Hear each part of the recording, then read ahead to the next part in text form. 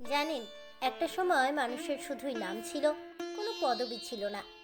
এবারে মনে প্রশ্ন আসতেই পারে, তাহলে পদবীর ব্যবহার শুরু হলো কবে থেকে, আর এর উদ্ভবই বা হলো কিভাবে? এক একজনের পদবি এক এক রকমই বা কেন হয়? আসুন জেনে নেওয়া যাক এই সব প্রশ্নের উত্তর আমার আজকের এই ছোট্ট ভিডিও থেকে। নমস্কার বন্ধুরা, অজানার পথের নতুন পর্বে আপনাদের সকলকে স্বাগত জানাই।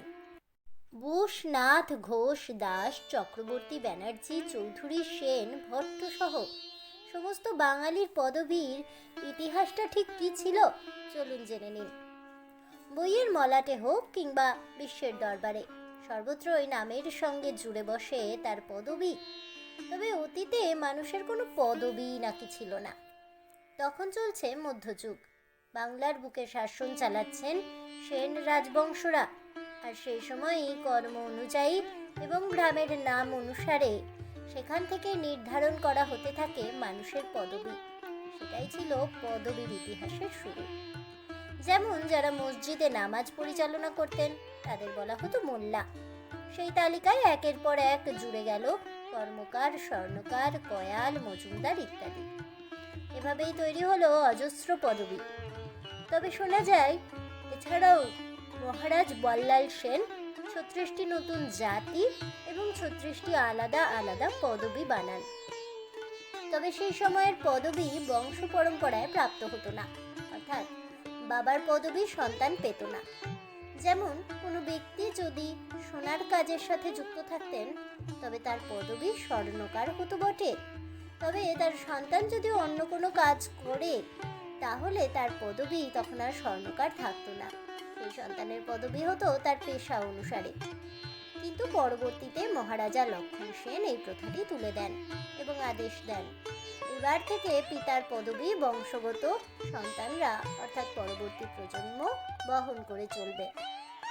আর অপরদিকে উপাধি থেকে উদ্ভব হয় বেশ কিছু পদবীর। তৎকালীন সময়ে চক্রবর্তী ছিল ব্রাহ্মণদের উপাধি, যা পরবর্তীতে পরিণত হয় পদবীতে। তবে শুধু চক্রবর্তী নয়, চৌধুরী, তালুকদার, রায়, হালদার, সরকার ইত্যাদিও সময়ের সাথে সাথে উপাধি থেকে পরিণত হয় পদবীতে। তবে এই নিয়ে বিশেষজ্ঞদের মধ্যে আজও বিতর্ক রয়েছে। এখানেই শেষ নয়, অতীতে পরিবারের কোনো সদস্য জনপ্রিয় হয়ে গেলে পরবর্তী প্রজন্ম নিজেদের ওই বিখ্যাত ব্যক্তিদের বংশধর বোঝাতে ওই ব্যক্তির নামের শেষ অংশ পদবী হিসেবে ব্যবহার করতেন।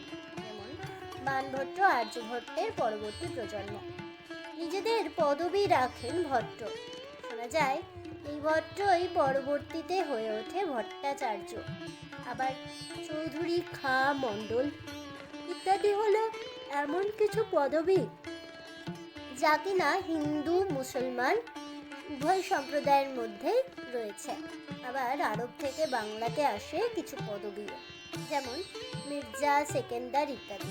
বলা বাহুল্য এই পদবীর ইতিহাস সুবিশাল, তা নিয়ে আজও কোথাও না কোথাও রয়ে গেছে মতবিরোধ। তবে আপনাদের আমার আজকের এই পদবীর ইতিহাস শুনে কেমন লাগলো অবশ্যই আমাকে কমেন্টে জানাবেন। ভিডিওটি ভালো লেগে থাকলে লাইক, শেয়ার করতে ভুলবেন না।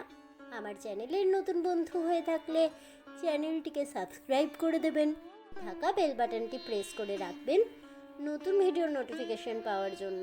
ফিরে আসছি পরবর্তী ভিডিও নিয়ে।